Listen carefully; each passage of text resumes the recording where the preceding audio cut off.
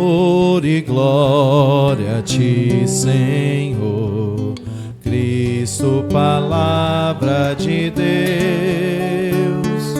Cristo, palavra de Deus, louvor e glória a ti, Senhor, Cristo, palavra de Deus, Cristo, palavra de Deus.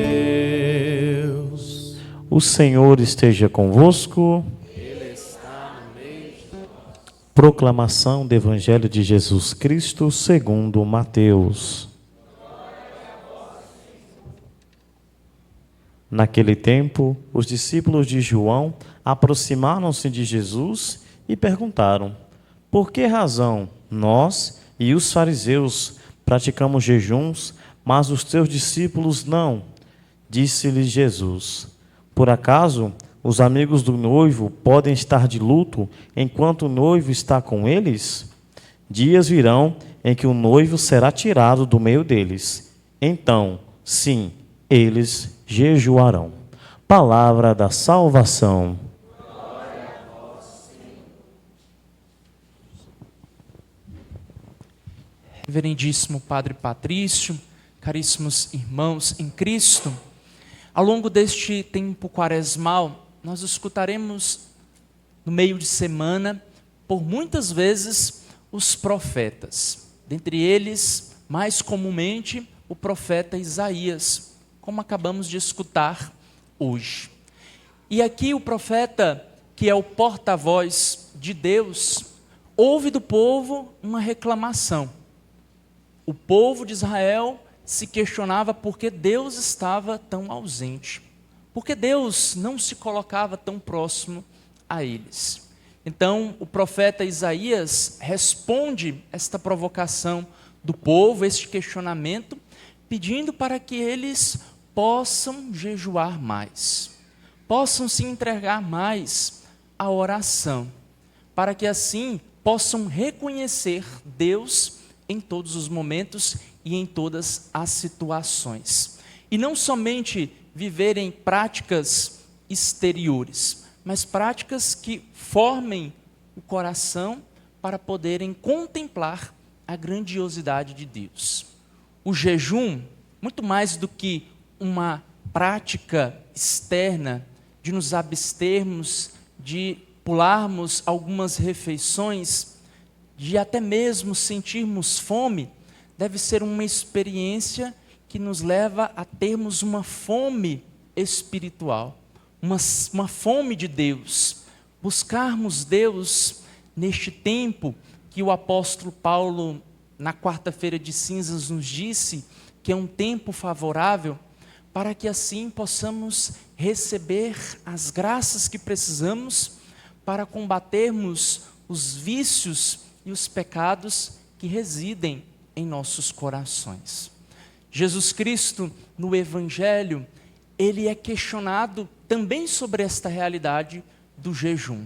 Os discípulos de João chegam a nosso Senhor e perguntam por que os discípulos dele não fazem jejum. Então, nosso Senhor Jesus Cristo responde de forma muito clara que enquanto o noivo está presente, não é necessário haver jejum.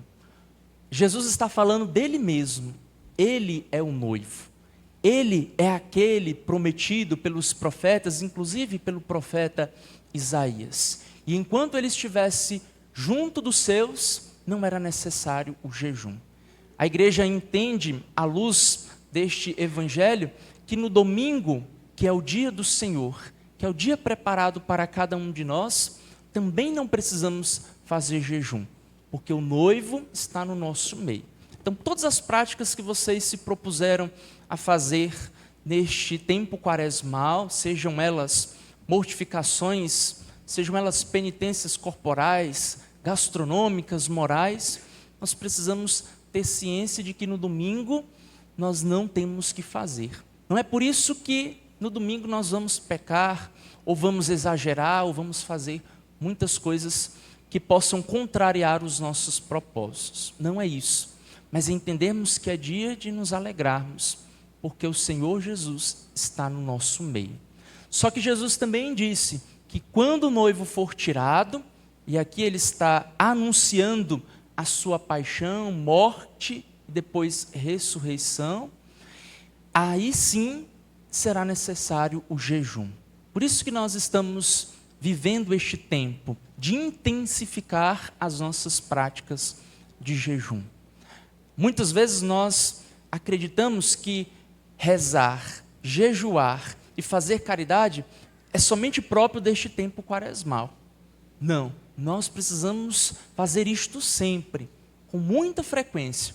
Mas neste tempo, a igreja pede que nós sejamos mais intensos, sejamos mais esforçados, sejamos mais dedicados nestas práticas para vencermos as nossas inclinações ao pecado. Então peçamos a Jesus que por meio desta arma espiritual, que é o jejum, que possamos vencer as tentações e sermos unidos a Jesus por meio deste grande meio de santificação das nossas vidas. Quero te convidar a fechar os olhos por um instante e louvando